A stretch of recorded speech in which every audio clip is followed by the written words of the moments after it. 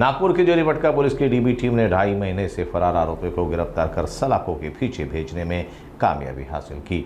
आरोपी पर गंभीर धाराओं के तहत कई मामले दर्ज है। पुलिस को चकमा देकर भागने में कामयाब रहे इस आरोपी की तलाश में पुलिस ने कई टीमों का गठन किया था। 2.5 महीने से फरार आरोपी अजय राजेश बोरकर उर्फ अज्जू को जोरीपटका पुलिस स्टेशन की डीबी टीम ने मुंबई से गिरफ्तार किया है। आरोपी 2.5 महीने पहले कोर्ट ले जाते वक्त पुलिस को धक्का देकर भागने में कामयाब हो गया था, तभी से वो फरार था। लेकिन पुलिस दिन रात उसकी तलाश में जुटी हुई थी। खबरों से मिली जानकारी के आधार पर पुलिस ने जाल बिछाकर उसे मुंबई के मालवणी इलाके से हिरासत में लिया। आरोपी पर गंभीर धाराओं के तहत मामले दर्ज है।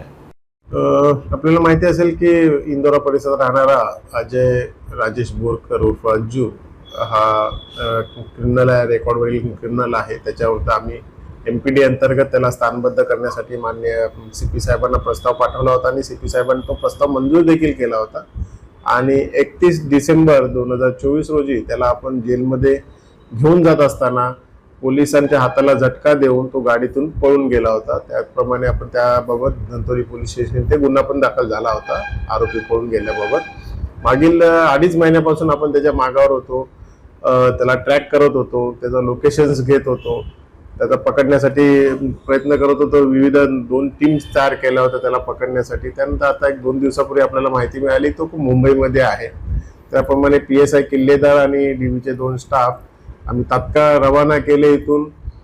तिथे जाऊन 2 दिवस त्यांनी थांबून त्याच्या लोकेशन्स प्रमाणे वेगवेगळ्या ठिकाणी त्याचे लोकेशन्स वारंवार चेंज होत होते। त्यामुळे त्यांनी लोकेशन्सच्या आधारे त्या भागामध्ये राहणाऱ्या लोकांना फोटो वगैरे दाखवून माहिती काढून काल रात्री त्याला कांदिवली मालवणी इथून त्याला ताब्यात घेतलेला आहे, मालवणी मालाड येथून, आणि त्याला आता पोलीस स्टेशनला आणलेला आहे। इथून पुढे आता त्याची MPDची जी राहिलेली प्रक्रिया आहे ती पूर्ण करण्यात येत आहे। तसेच धंतोली पोलीस स्टेशनला देखील जो त्याच्या अगेन्स्ट गुन्हा दाखल करण्यात आहे त्याची प्रक्रिया आम्ही पूर्ण करून घेत आहोत।